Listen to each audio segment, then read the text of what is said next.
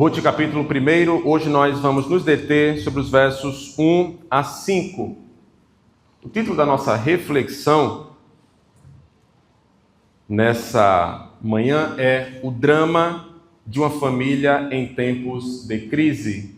O drama de uma família em tempos de crise. Eu peço que você mantenha a sua Bíblia aberta, porque nós voltaremos ao texto algumas vezes. O texto vai nos guiar na exposição dessa manhã. Todos encontraram? Ruth, 8º livro da Bíblia, depois de Juízes. Diz assim a palavra do Senhor: Na época em que os juízes governavam, houve fome na terra. Por isso, um homem de Belém de Judá foi morar por um tempo na terra de Moabe com sua mulher e os 2 filhos. O nome do homem era Elimeleque, o de sua mulher Noemi, e Malom e Quilion os nomes de seus 2 filhos. Eles eram efrateus de Belém de Judá.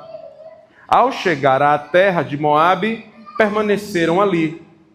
Então Elimeleque, marido de Noemi, morreu, e ela ficou sozinha com os 2 filhos. Eles se casaram com mulheres moabitas, uma delas chamada Ofa e a outra Ruth, e viveram ali por quase 10 anos. Malom e Quilion também morreram, de modo que Noemi ficou sozinha, sem os 2 filhos e sem o marido. Até aqui a palavra do Senhor. Queridos, a Bíblia conta uma única história. De Gênesis a Apocalipse, as Escrituras fornecem uma narrativa que engloba criação, queda e redenção. Esses são os blocos que a Escritura apresenta essa grande narrativa. Mas dentro desse grande enredo, há diversas histórias menores que refletem a história completa, a história maior, e resumem para nós essa grande narrativa. O livro de Ruth é o que nós podemos dizer uma dessas micronarrativas. Porque nesse pequeno livro de 4 capítulos e um pouco mais de 80 versículos, nós temos todo o plano redentor de Deus estampado. Nós podemos dizer que esse livro nos dá o Evangelho em forma de história. O Evangelho em forma de uma história. O livro de Ruth é um drama que nos mostra como a humanidade ela é carente de redenção, ao mesmo tempo que nos mostra que Deus proveu resgate para o seu povo. E o que fica extremamente evidente é que esse ato de resgate é também um ato de amor. Talvez você esteja familiarizado com histórias de amor e tenha suas prediletas, quem sabe Orgulho e Preconceito, de Jane Austen, Romeu e Julieta, de Shakespeare, enfim, ou outra história do seu agrado, que seja a sua história de amor favorita. Mas quando nós lemos o livro, e fica um bom exercício para você ao longo dessa semana, ler algumas vezes o livro de Ruth, você vai gastar aproximadamente de 10 a 15 minutos lendo o panorama desse livro, todo esse livro. Quando nós lemos essa obra, nós contemplamos o relacionamento de Boaz e Ruth, o grande caso de amor, o grande relacionamento dessa obra, que ele ilustra algo muito mais excelente: o relacionamento entre Cristo e a sua igreja. Inclusive, esse é um daqueles raros livros da Bíblia em que as divisões dos capítulos se encaixam muito bem com o fluxo da história. Se você ler com atenção todo o livro, você verá que Ruth capítulo 1 mostra a necessidade de um resgatador, e nós hoje vamos pincelar o porquê é necessário um resgatador. Ruth capítulo 2 revela a busca e o desejo por um resgatador. Ruth capítulo 3 cumpre a promessa do resgatador. E por fim, em Ruth capítulo 4, nós vemos a realização desse resgate ou do resgatador. Mas toda essa história de amor, de compaixão e misericórdia inicia com um drama familiar em meio a uma crise. E você sabe, todos nós vivemos em um mundo marcado por crise. crises de ordem distintas. Nós não vivemos mais dentro do jardim das delícias, no jardim do Éden, no templo do Senhor. Nós vemos agora do lado de fora. E o mundo, você sabe, não é um playground, não é um parque de diversões. Há desafios, há lutas, há dramas. Pois bem, esse cenário de crise está nos versos de 1 a 5, os versos que nós lemos. Essa cena inicial é extremamente importante, meus irmãos, porque todo o enredo do livro, a partir do verso 6, do capítulo 1, é uma resposta ao que acontece nos 5 primeiros versículos do livro de Ruth. O que nós veremos é que toda essa história, que começa com a crise, com o drama, está sendo sustentada pela mão de Deus. Essa é uma história aparentemente comum, com uma família comum, com uma mudança, e nossas famílias fazem mudanças, perdas, e há perdas em nossas famílias, mas que na verdade revela algo muito mais profundo, o fato de que como Deus trabalha mesmo quando tudo parece estar desmoronando. Eu quero trabalhar esses 5 versículos com os irmãos nessa manhã em 3 pontos, em 3 movimentos. Nós vamos ao texto e contemplamos, em primeiro lugar, o cenário da crise. A parte A do verso 1. O texto nos diz: na época em que os juízes governavam, houve fome na terra. A parte inicial desse versículo desenrola o cenário dos acontecimentos do livro. Primeiro, nós temos um aspecto aqui cronológico. O texto nos diz que essa época é a época em que os juízes governavam. O período de juízes pode ser identificado na história de Israel entre a morte de Josué, em Juízes capítulo 1, e a coroação de Saul, em 1 Samuel capítulo 10, como sendo o primeiro rei da nação. Esse período, o período de juízes, foi extremamente sombrio na história do povo de Deus. E talvez a frase que melhor resume o livro de Juízes, e que aparece como uma espécie de refrão teológico diversas vezes ao longo do livro, é: cada um fazia o que parecia certo aos seus próprios olhos. Cada um, no tempo dos juízes, fazia o que parecia certo aos seus próprios olhos. Diante dessa realidade, uma das principais marcas desse período foi o caos. O caos social e o caos religioso. O povo de Deus entrou em um ciclo repetitivo de pecado, disciplina, arrependimento e libertação. Pecado, disciplina, arrependimento e libertação. O povo entra nesse padrão.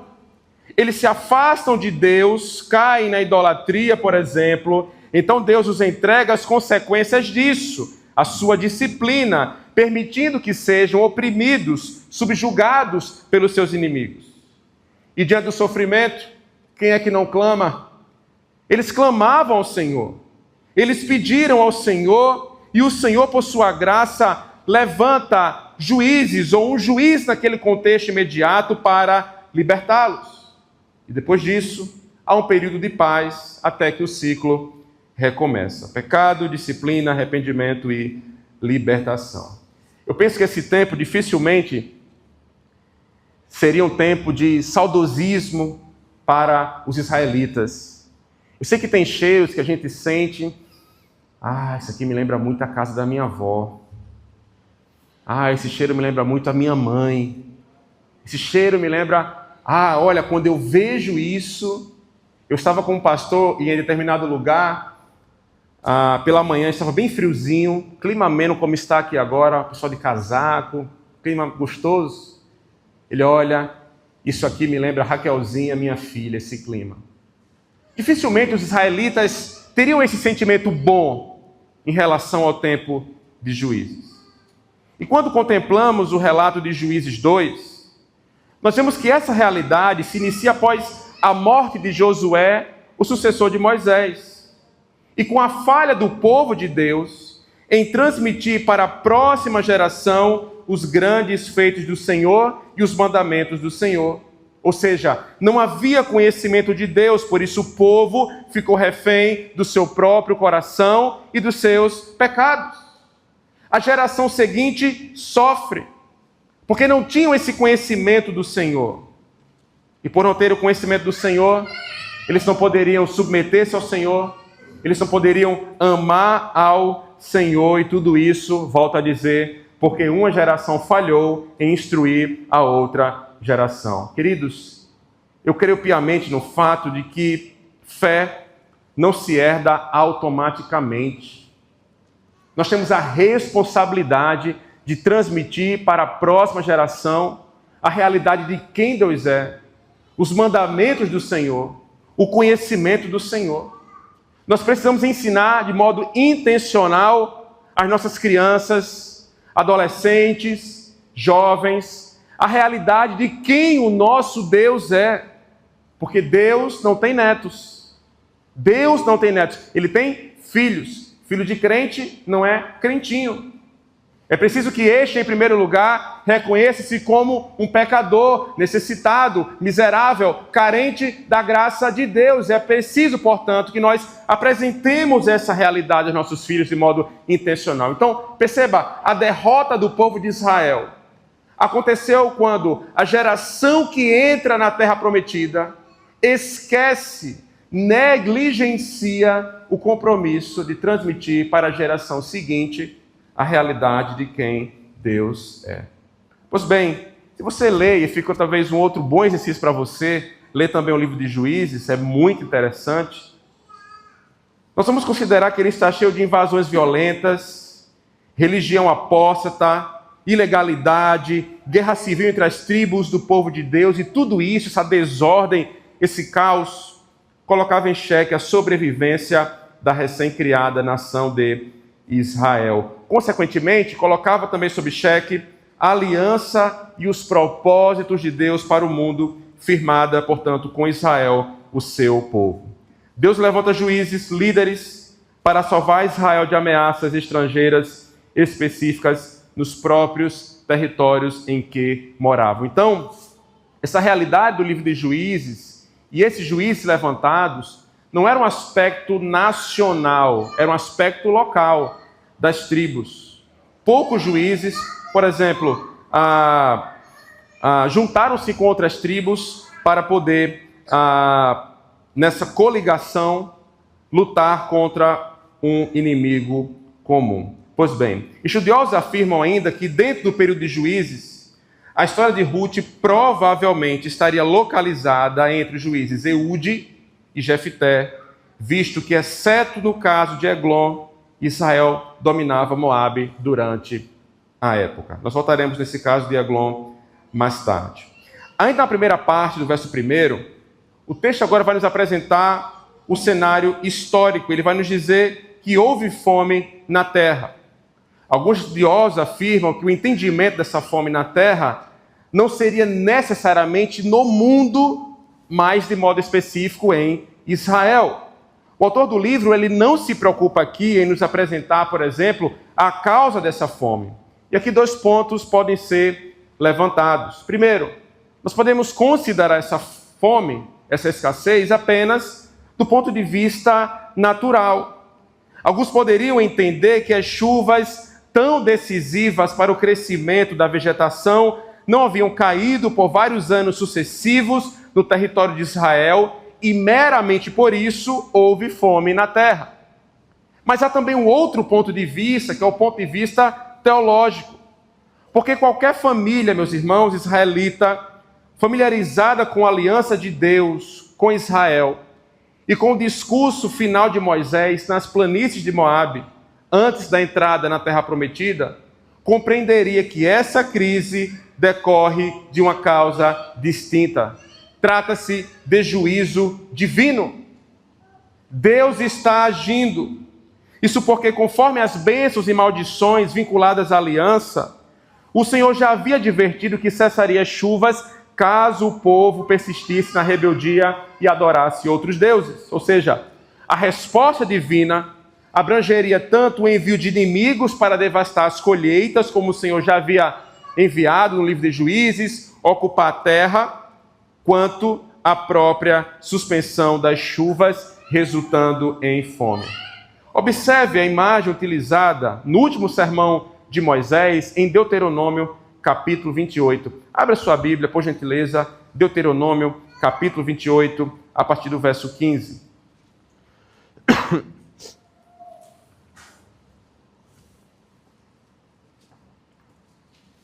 Mas disse um dedo em Ruth, porque nós vamos voltar. Deuteronômio 28, o verso 15, nos diz assim: se, porém, não ouvires a voz do Senhor teu Deus, não cumprindo todos os seus mandamentos e os seus estatutos, que hoje te ordeno, todas essas maldições virão sobre ti e te alcançarão. Ele começa a descrever agora algumas dessas maldições. Até que no verso 23, ele vai descrever aquela que é do nosso interesse nessa manhã. O céu sobre tua cabeça será de bronze, e a terra debaixo de ti será de ferro. O Senhor dará pó à tua terra em lugar de chuva. A poeira descerá do céu sobre ti, até que sejas destruído. Uma das maldições, portanto, contempla o quê? A privação da chuva. As colheitas não virão no tempo devido. A terra estará infrutífera. Maldição do Senhor por conta da rebelião do seu povo para com ele. Nós vemos essa mesma realidade em Levítico, capítulo 26, a partir do verso 18. Se mesmo assim não me ouvirdes, eu vos castigarei 7 vezes mais por causa dos vossos pecados, pois quebrarei a arrogância do vosso poder e farei com que o céu seja para vós como ferro e a terra como bronze, não sai absolutamente nada. Gastareis a vossa força em vão, porque a vossa terra não dará seu produto e as árvores da terra não darão seus frutos. Ou seja, ao nos depararmos sobre a fome que assola a terra, reconhecemos à luz do pacto firmado com Deus, com seu povo, que a fome foi causada pela providência divina. Deus havia enviado essa fome, a mão de Deus está por trás da crise que se instalou. E qual o ponto aqui para nós? À luz de todo esse contexto, é importante percebermos que a crise de Israel não começou na fome. A crise de Israel não diz necessariamente a escassez. A crise de Israel começou no esquecimento de Deus. O problema maior não era a escassez de alimento, mas a ausência de um relacionamento vivo com o Senhor. Porque nas Escrituras, conhecer a Deus nunca teve o caráter de acumular informação sobre Ele, mas viver em aliança, em andar com Ele, na dependência dEle. Aquela geração não apenas ignorava fatos sobre Deus, ela havia se distanciado da sua presença, da sua voz e da sua vontade. E é exatamente aí que tudo começa a se desorganizar. Os descaminhos começam porque no primeiro movimento os homens afastaram-se do seu Deus. Quando o relacionamento com Deus se rompe, o ser humano perde o seu referencial mais básico, nós perdemos a capacidade de discernir o que é o certo, nós perdemos a sensibilidade espiritual e passamos a viver guiados pelo nosso próprio coração.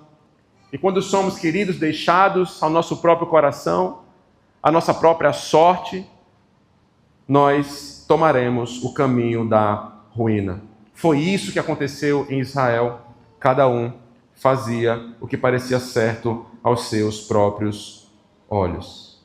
Portanto, dentro desse cenário, a fome não surge como um evento isolado, mas como parte de um quadro maior. A fome na terra, nesse contexto, revelava uma fome mais profunda, a ausência, a escassez de Deus na vida do seu povo.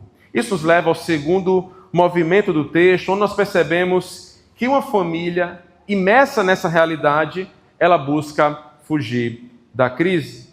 A parte B do verso 1 e o verso 2 nos diz: por isso, ou seja, por causa desse cenário de crise espiritual e moral que resultou na falta de alimento, na escassez, um homem de Belém de Judá foi morar por um tempo na terra de Moabe com sua mulher e os 2 filhos.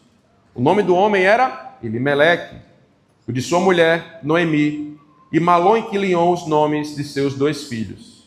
Eles eram efrateus de Belém de Judá. Ao chegarem à terra de Moabe, permaneceram ali. Esses versos nos apresentam uma família, a família de um homem chamado Elimeleque, com sua esposa Noemi e seus filhos Malom e Quilion. O texto nos diz que eles eram efrateus de Efrata, uma região ao redor da cidade de Belém de Judá, que ficava aproximadamente 10 quilômetros de Jerusalém.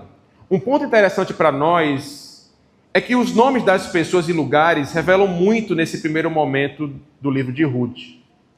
Etimologicamente, os nomes enriquecem o sentido do texto para nós. Por exemplo, essa família era de um lugar chamado Belém, conforme nos diz o texto. E o nome, a palavra Belém, significa literalmente casa ou celeiro de pão. Estudiosos afirmam que a região era farta, por exemplo, em trigo, em cevada, azeitonas, amêndoas, uvas.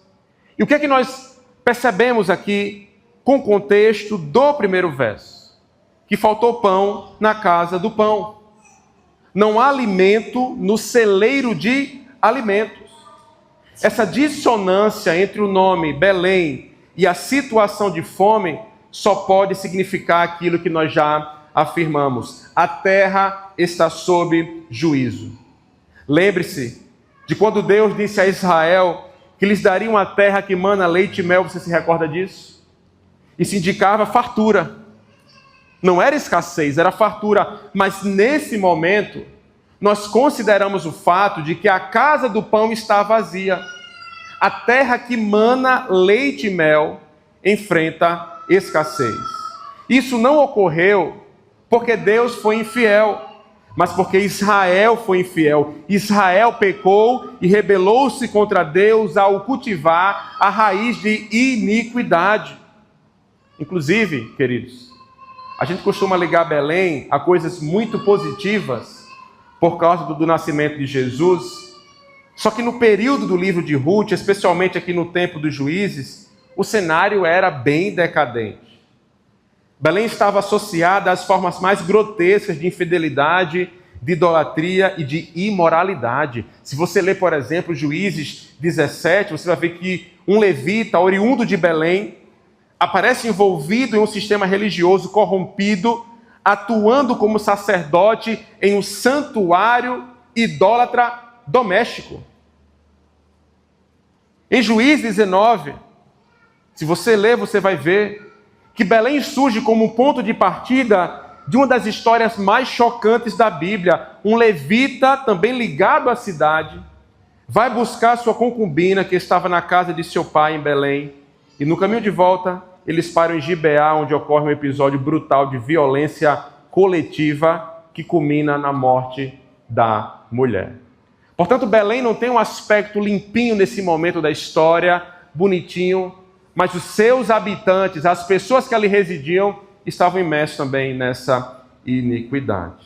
Nesse ponto da narrativa surge um fato para nós. O homem de Belém mudou-se para Moabe com sua esposa e seus 2 filhos, a fim de passar um tempo ali. O texto é muito claro nos dizer que não era do seu interesse viver eternamente em Moabe, mas de fato ele seria um peregrino naquela terra. Iria por um curto período de tempo e voltaria talvez na tentativa de buscar uma vida melhor, enquanto ele esperava a poeira baixar em Israel, a fome passar, as coisas melhorarem, enfim. O nome desse homem era Elimeleque, o chefe da casa, aquele que deveria manter a ordem no lar, cultivar o amor de sua esposa e de seus filhos por Deus, o Deus da aliança. Ao mesmo tempo, ele próprio deveria cultivar esse relacionamento com o Senhor, vivendo uma vida pautada na sua palavra e em seus mandamentos. Se puxarmos na etimologia, o seu nome significa meu Deus é rei. Mas o que nós observamos é que nesse movimento de êxodo, de saída, de peregrinação, Elimeleque não se submete ao reinado, ao senhorio do seu Deus. Ele colocou seus interesses, seus desejos e o seu conforto acima da vontade do Senhor. E por que nós podemos considerar as coisas dessa maneira? Porque como israelita e sendo israelita, Elimeleque deveria lembrar que a mão do Senhor estava por detrás dessa escassez. Ele deveria lembrar que o Senhor é a fonte da provisão. E o Senhor, que é a fonte da provisão, havia fechado a mão para o seu povo como forma de juízo pelos seus pecados. E nesse momento, o que é que se espera de um israelita? Não é a fuga, mas é o arrependimento. Elimeleque deveria ter raciocinado da seguinte forma: se está faltando pão na casa do pão, então Deus deve estar irado conosco. E se Ele está irado conosco, com certeza há um motivo plausível. Talvez o que nós precisemos não seja fugir, mas se arrepender. Em Deuteronômio, capítulo 30, versos de 1 a 3, Moisés já havia dito o seguinte: quando te acontecerem todas essas coisas, a bênção ou a maldição que descrevi diante de ti, e te recordares delas em todas as nações para onde o Senhor teu Deus se houver lançado, e te converteres ao Senhor teu Deus, e obedeceres a sua voz conforme tudo que hoje te ordeno, tu e teus filhos, de todo o teu coração e com toda a tua alma, o Senhor teu Deus te fará voltar do teu cativeiro e se compadecerá de ti. Moisés está dizendo: olha, se vocês se arrependerem, você, toda a sua casa, seus filhos, de todo o seu coração, o Senhor vai derramar graça sobre vocês. Ele vai derramar graça sobre a sua casa. Ele vai se compadecer de ti. E ao invés de mover o seu coração e o da sua família a uma atitude de contrição, de quebrantamento e arrependimento diante de Deus, tanto pelos seus pecados, quanto pelos pecados de toda a nação, Elimeleque, ele optou pelo caminho mais fácil, o caminho da fuga. Ele se esconde de Deus e projeta a sua própria solução. Será que isso lembra para você um outro homem? Um homem chamado Adão? Adão estava no Jardim das Delícias, no Éden, um lugar de fartura. Ainda assim, envolto em seu pecado, preferiu se esconder de Deus e tentar resolver a situação por conta própria, costurando folhas de figueira para cobrir a sua nudez. No entanto, essa solução era apenas superficial, pois tratava o sintoma, mas não resolvia o problema real, que era a ruptura no relacionamento com Deus. Elimeleque, igualmente, escolheu um outro caminho, um caminho para a terra de Moabe. E o fato de Elimeleque ter atravessado o rio Jordão rumo a Moabe sugere que a fome estava localizada apenas no território de Israel. A mudança para Moabe também precisa ser considerada à luz da história. Esse é um destino, nós podemos dizer, surpreendente, para dizer no mínimo.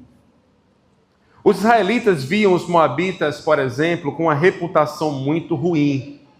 Nós poderíamos dizer até que eram grandes inimigos do povo de Israel, o povo de Moabe. Isso fica mais claro quando consideramos alguns fatores. Primeiro, a origem dos moabitas. Como é que surge esse povo? Os moabitas surgem de Moabe, de um homem chamado Moabe, e Moabe nasceu de uma relação incestuosa entre Ló, sobrinho de Abraão, e a sua filha mais velha. Se você ler Gênesis, capítulo 19, versos 30 a 38, você vai ver a desgraça que aconteceu. Algo extremamente desprezível. Esse início, esse incesto, já marcava a nação com uma carga moral pesada diante dos olhos dos israelitas. Segundo, há uma postura hostil ao longo da história. Porque quando o povo de Israel saiu do Egito, eles chegaram ao território de Moabe, porém os moabitas resistiram e não permitiram que os israelitas passassem por dentro do seu território. Além disso, os moabitas se recusaram a oferecer aos israelitas pão e água. E mais, contrataram Balaão para amaldiçoar o povo de Israel, embora Deus tenha transformado essa maldição em bênção. Por causa dessas atitudes, foi estabelecido que os moabitas não entrariam na congregação do Senhor até a 10ª geração. Nós temos um aspecto histórico aqui também. Uma outra realidade do porquê que esse destino é curioso, a imoralidade sexual. Em Números capítulo 25, versos de 1 a 9, nós lemos que as mulheres moabitas seduziram os homens de Israel para que se prostituíssem com elas. Deus vem, castiga fortemente o povo por isso, inclusive considerando suas origens, não surpreende que o povo de Moabe tenha sido entregue ao pecado sexual. E por último, a recente opressão. Em Juízes capítulo 3, a partir do verso 15, nós lemos que Eglon, rei de Moabe, subjuga Israel por um período, aprofundando ainda mais a memória negativa que o povo tinha dessa nação. Todo esse contexto, esse panorama histórico, é para a gente entender o seguinte, que quando o israelita ouvia falar de Moabe, ele não pensava apenas em um povo estrangeiro qualquer, mas em uma história marcada por hostilidade, por corrupção, por desafetos. Isso torna ainda mais surpreendente o rumo que a história toma no livro de Ruth. Considerando todo esse cenário, a decisão de Elimeleque revela mais do que uma tentativa desesperada aqui de sobrevivência. Ela expõe um coração desalinhado. Pense agora por um pouco na decisão daquele homem, sendo racional, considerando aqui o aspecto histórico. A sua família está faminta, necessitada, seus filhos estão crescendo, precisam de esposas. Por que Elimeleque escolhe levar sua família para uma região conhecida por se recusar a dar pão aos israelitas? Porque ele entra em uma região onde se sabe que as mulheres levam os homens israelitas ao pecado. Eu responderia essas perguntas afirmando que isso é cegueira espiritual. O coração daquele homem estava no lugar errado, cego para a realidade de quem Deus é e da vontade de Deus para a sua vida. E muitos de nós tomamos caminhos tortuosos e racionalmente loucos, porque nós estamos cegos também. Você observa muitas vezes, nossa, mas eu não imaginei nunca que fulano fosse capaz de fazer isso, logo ele. Cegueira espiritual. Como é que alguém se perde nos labirintos do seu próprio coração? Cegueira espiritual, sem a bússola, sem o norte, que é a palavra de Deus, a lei de Deus, os mandamentos do Senhor para a sua vida. Meus irmãos, isso só revela que a maior necessidade daquela família não era física. A natureza da crise, volto a dizer, é uma natureza espiritual. Elimeleque está agindo como um tolo incrédulo e está conduzindo a sua família também para essa ruína. Ele perde de vista o propósito de Deus com tudo aquilo que seria levá-lo ao arrependimento. Qual era o propósito do Senhor? Levar o povo aos pés do Senhor, à contrição, ao quebrantamento. Perceba que nem todos fugiram de Belém no tempo da fome.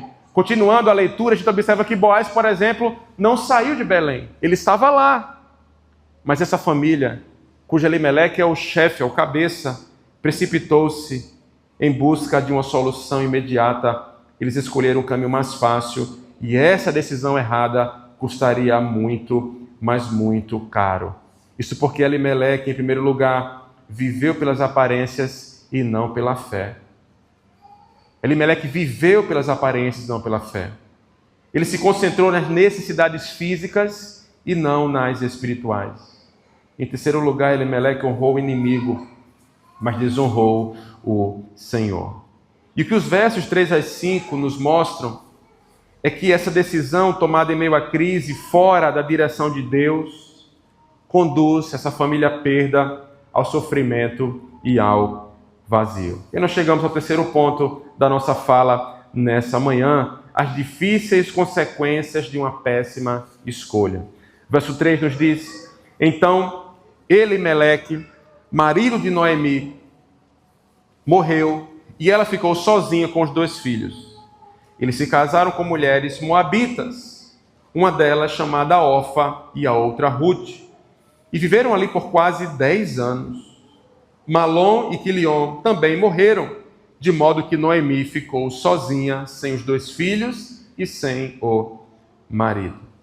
Esses versos nos levam a crer que as experiências dessa família israelita em Moabe foram muito diferentes do que Elimeleque planejou. Pouco depois de chegar naquela terra, Elimeleque morreu, deixando Noemi viúva e seus 2 filhos órfãos. Isso só nos mostra, meus irmãos, que mesmo que tomemos decisões, em alguns momentos até decisões calculadas, nós não temos gerência alguma sobre a nossa vida. Nós não temos gerência alguma sobre a nossa vida. Situações desse tipo nos assaltam. E um assalto vem quando nós não estamos esperando. E a partir desse momento, Noemi passa a ser a cabeça da família, nós podemos assim dizer. E talvez ela tenha pensado que nem tudo está perdido. O marido faleceu, é verdade, mas a linhagem dessa família, o nome do seu marido ainda pode ser preservado, pois o casamento dos 2 filhos com as moabitas, Orfa e Ruth, reacende a esperança aqui de continuidade. O nome da família não seria apagado e por meio dessa descendência, Elimeleque e Noemi poderiam, de certa forma, permanecer vivos nas gerações futuras. Isso nos ajuda a entender porque o casamento dos filhos era tão importante naquele contexto. Agora, nós não podemos ignorar um detalhe importante no início ainda da história aqui. Malom e Quilion casam-se com mulheres moabitas. À primeira vista, isso pode parecer apenas uma decisão prática, circunstancial, afinal, eles estavam vivendo em Moabe. Mas à luz da lei, isso levanta um alerta. Deus havia orientado o seu povo a ter cuidado com alianças que pudessem afastá-los da fé. Não era meramente uma questão étnica aqui, mas espiritual. Deus já havia dito: não misturem-se, não casem-se com mulheres fora do povo de Israel. Talvez Noemi, nesse contexto, meio a pressão, e aqui é uma inferência que podemos fazer ao texto, em nome de uma sobrevivência, tenha flexibilizado convicções que antes eram firmes. E aqui está algo profundamente humano. Em tempos de crises difíceis, nós somos tentados a negociar princípios para aliviar dores imediatas. Nós precisamos ter muito cuidado para, em momentos de dificuldade, de crise, não sejamos tomados pelo nosso próprio coração. O texto não nos diz aqui explicitamente que Deus puniu cada decisão, mas o texto não esconde as consequências da decisão que Elimeleque tomou. Aquela família fugiu, saiu de Belém, fugindo da fome, e encontrou algo ainda mais devastador. Primeiro, a esterilidade. Perceba, eles viveram ali por quase 10 anos, sem filhos. Sem filhos. Em uma cultura onde a descendência era sinal de esperança e continuidade, o vazio e o silêncio aqui do ventre pesam.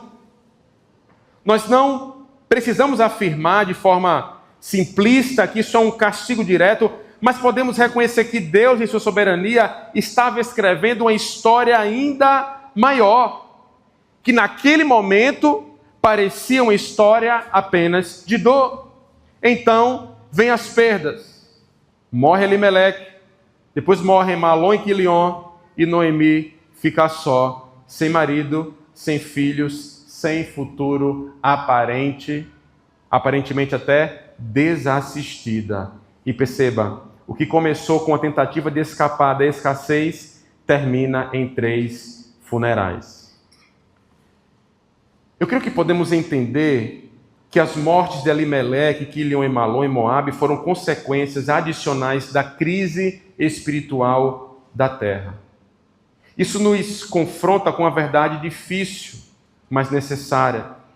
Decisões tomadas fora da direção de Deus podem nos levar por caminhos que no início parecem corretos, mas acabam sendo caminhos de dor. Provérbios capítulo 14, verso 12, nós lemos que há caminhos que ao homem parece direito, mas no final conduz à morte. Nós imaginamos uma coisa, mas o final, o resultado, é uma coisa completamente diferente. E olhando para essa realidade, irmãos, nós precisamos encarar algo aqui com seriedade. A vida espiritual de uma família não é neutra. Ela está sendo conduzida por alguém, por decisões reais, todos os dias. Nesse caso dessa família, Elimeleque é o cabeça dessa família. Ele lidera o lar. Ele carregava uma responsabilidade diante de Deus de conduzir a sua casa, a sua família, não segundo seus impulsos, medos ou pressões do momento, mas segundo a palavra do Senhor. Decisões espiritualmente equivocadas nunca afetam apenas quem decide, elas alcançam a casa inteira. Perceba, Elimeleque falhou. Diante da crise, em vez de submeter-se a Deus, escolheu um caminho espiritualmente perigoso, levou sua família para longe da presença de Deus, para um meio de um povo que não conhecia o Senhor. E aqui é onde o texto parece confrontar o nosso coração, porque a questão não é simplesmente o que há de errado em buscar uma melhora para a minha família. Essa por si só não é a pergunta correta. A questão é como e a que custo isso é feito. Não é a pergunta, melhor dizendo, errada. Não é errado pensarmos nas melhorias da nossa família, naquilo que nós podemos prover de melhor, outros caminhos, outras alternativas. O ponto é, a que custo isso é feito? Quantas decisões hoje são tomadas com base apenas em oportunidade, com base apenas no dinheiro, com base apenas no conforto, na segurança, sem considerarmos realmente a vontade de Deus? Isso não se aplica apenas aos chefes de família, porque todos nós, em alguma medida, estamos tomando decisões que impactam a nossa vida e a vida de outras pessoas, onde morar, com quem se relacionar, que caminho seguir. Tudo isso revela quem de fato está no centro das nossas escolhas. Portanto, devemos ter muito cuidado, sempre que estivermos em uma crise, em um momento de tomada aqui de decisões, uma mudança ou algo dessa natureza. A pergunta não é apenas se isso vai dar certo, mas isso honra a Deus? Será que esse movimento me aproxima ou me afasta do Senhor? Talvez eu já tenha usado esse exemplo, mas voltarei a usar sem problema algum. Repetição também é uma ferramenta pedagógica. Eu conheci uma família de uma outra igreja. Aqui as pessoas não fazem isso, tá? Foi em outra igreja que isso aconteceu. Que mudou-se para um país em busca de oportunidade, em busca de dinheiro, de sucesso profissional. E ao chegar naquele país frio, gelado, olharam para trás e perguntaram assim: pastor, o senhor conhece uma igreja nessa região da Alemanha?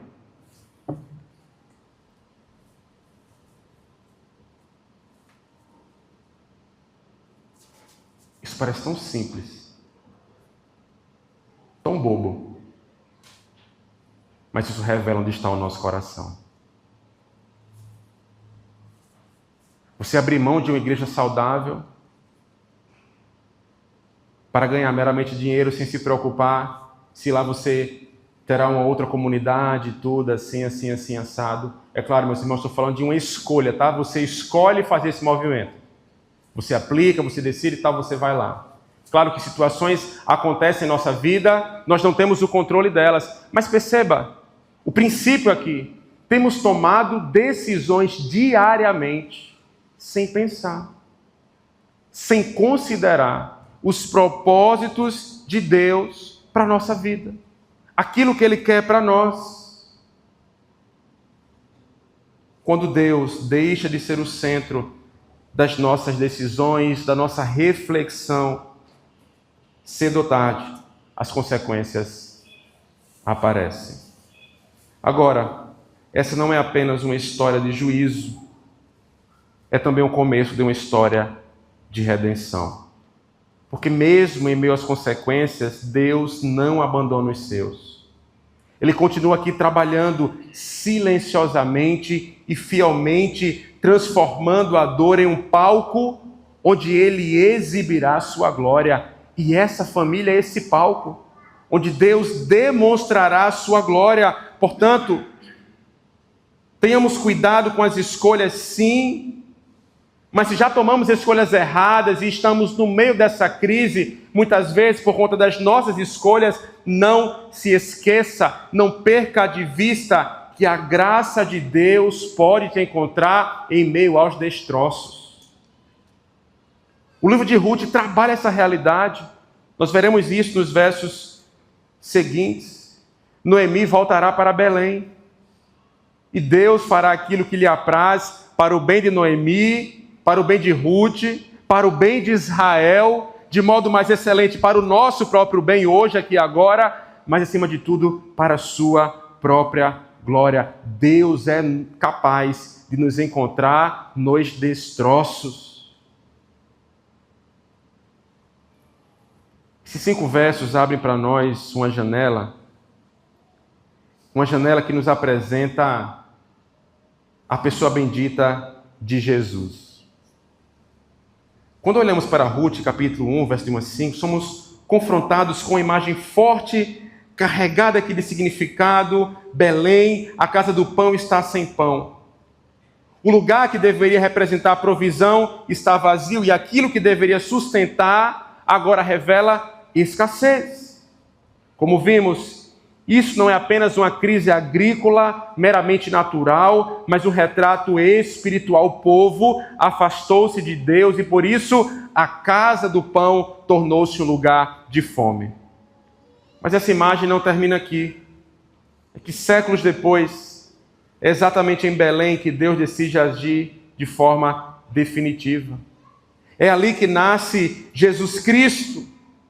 Isso não é coincidência. Aquele que vem ao mundo na casa do pão, declara em João capítulo 6, verso 35, eu sou o pão da vida, aquele que vem a mim jamais terá fome. Perceba a conexão profunda dessa realidade. Em Ruth capítulo 1, a fome na casa do pão. No Evangelho, Deus envia o verdadeiro pão para acabar com a fome de uma vez por todas. A fome física? Não. Uma fome maior. Uma escassez muito mais profunda. A fome de Deus. E essa é a condição de todo homem que ainda não experimentou, que tomou do pão da vida que é Cristo. Queridos, nós podemos ter recursos, estabilidade, conquistas, mas sem Cristo continuamos famintos. Famintos de sentido, famintos de paz, famintos de uma vida plena, e nenhuma Moabe resolve essa questão. Nós podemos fugir, mas essa fuga não é suficiente, somente Cristo nos basta, porque Ele não apenas dá o pão, Ele é o pão. Portanto, assim como o pão sustenta a vida física, Cristo sustenta a nossa vida espiritual. Sem o pão o corpo enfraquece, mas sem Cristo a alma está morta, longe de Deus, afastada de Deus Pai, e há algo profundamente belo aqui no Evangelho. Enquanto Elimeleque saiu de Belém por causa da fome, Deus em Cristo entra na nossa escassez para nos salvar. Enquanto aquela família buscava vida fora da vontade de Deus, Cristo vem nos trazer vida dentro da vontade de Deus. Enquanto Noemi experimenta o vazio, Cristo nos vem trazer plenitude, mesmo em meio às crises. E na cruz do Calvário, queridos, isso se torna definitivo. Ele entrega-se, o pão da vida é partido para que nós que estávamos morrendo de forma espiritual pudéssemos viver. Por isso, Ruth capítulo 1 não é apenas o começo de uma tragédia, mas o início de uma história de redenção que aponta para Cristo. E a grande pergunta que permanece não é apenas sobre a crise de Elimeleque e Noemi, mas sobre nós, onde nós temos buscado saciar a nossa fome. Onde nós temos buscado saciar a nossa fome. Todos nós somos famintos. E a minha oração é que você sacie a sua fome na pessoa bendita de Cristo Jesus, que é o pão da vida. Ele mesmo disse: todo aquele que vem a mim nunca mais terá fome, estará saciado, contente. Em momentos alegres e em momentos tristes, de crise, nós temos a Cristo e, portanto, temos tudo. Nós temos plenitude. Portanto, o convite se estende para você: venha a Cristo. Coma, experimente e seja, portanto, saciado de uma vez por todas. Não busque saciar sua fome espiritual em coisas dessa vida, no sexo, no dinheiro, na fama, no poder, porque essas coisas não vão te dar absolutamente nada. Pelo contrário, só vão revelar o vazio que habita dentro de você.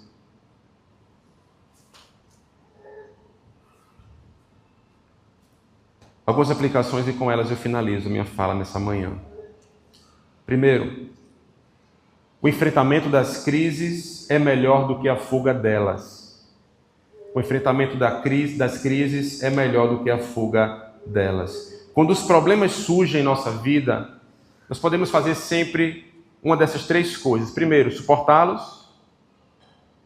Fugir deles, em segundo lugar. E, em terceiro lugar, encará-los com propósito. Alguém já disse que se apenas suportarmos as nossas provações, elas passaram a nos dominar e a tendência a nos tornarmos endurecidos e amargurados. Se tentarmos escapar, é bem provável que deixemos passar os propósitos que Deus deseja cumprir em nossa vida. E qual o ponto? As crises são instrumentos de Deus para nos chamar de volta a Ele. Enfrentar a crise com Deus é sempre melhor do que escapar da crise sem Ele. E perceba, há crises que sobrevêm sobre a nossa vida que não são diretamente crises relacionadas a um pecado. É claro, nesse mundo nós sofremos crises e dificuldades de ordens das mais diversas, porém, toda crise, independente de onde ela venha, é um momento, é uma oportunidade para que nos coloquemos aos pés do nosso Deus. Toda ela. Seja ela política, geopolítica, familiar, emocional, financeira, independente de onde ela venha. Toda crise é uma oportunidade para que nos coloquemos aos pés do nosso Deus. Porque Deus não criou o mundo com crise. Deus não criou o mundo com desavenças, com litígios. Deus não cria o mundo com coisas ruins. Pelo contrário, a narrativa de Gênesis vai dizer que tudo que ele cria é muito bom. É muito bom. Mas toda a mazela desse mundo adentra por um único movimento, a realidade do pecado. O pecado.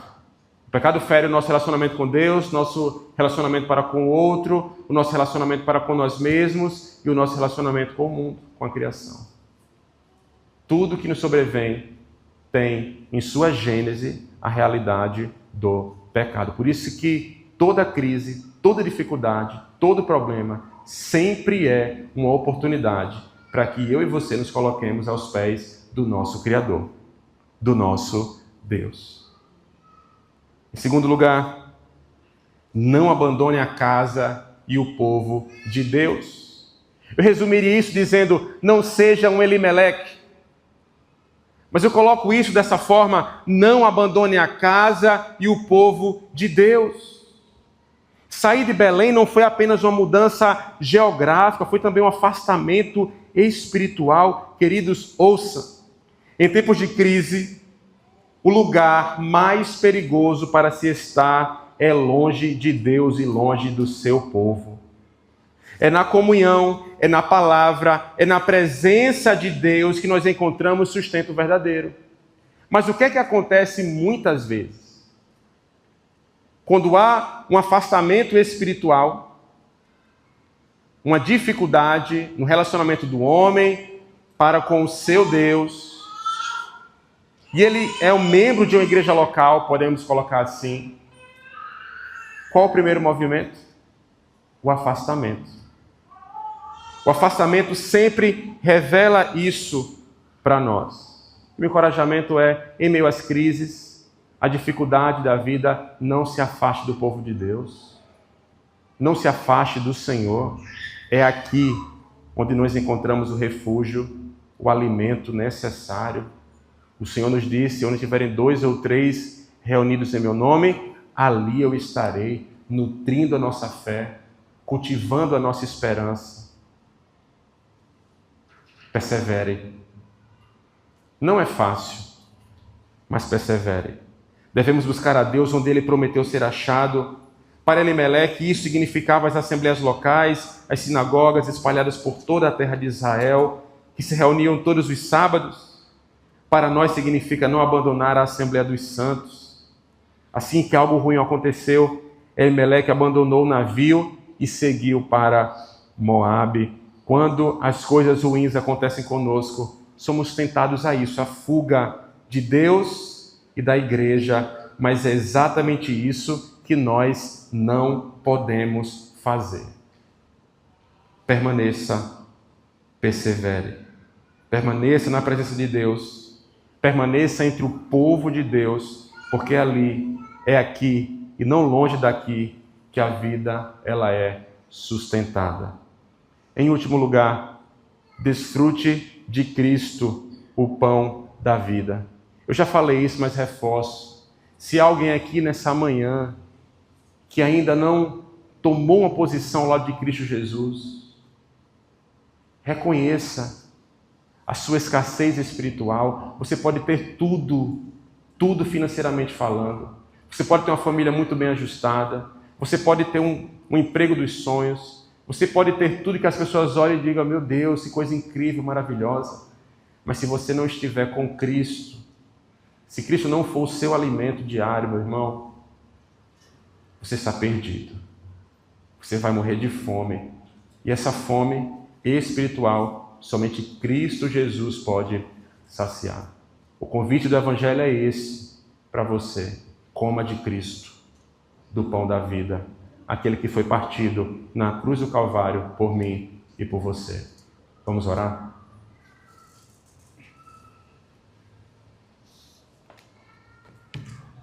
Pai, nós te louvamos porque sabemos que não temos sido deixados à deriva. O Senhor tem guiado a nossa história. Muito obrigado porque fomos lembrados também que mesmo em meio aos destroços da nossa existência, por causa das crises, do pecado, o Senhor tem poder para nos encontrar com graça, com compaixão. Olhando para a história de Noemi, da família de Elimeleque, sabemos que esse não foi o fim da história. E a crise nunca é o fim da nossa história quando nós estamos com o Senhor. Que essa realidade esteja diante de nós para o nosso bem e alegria.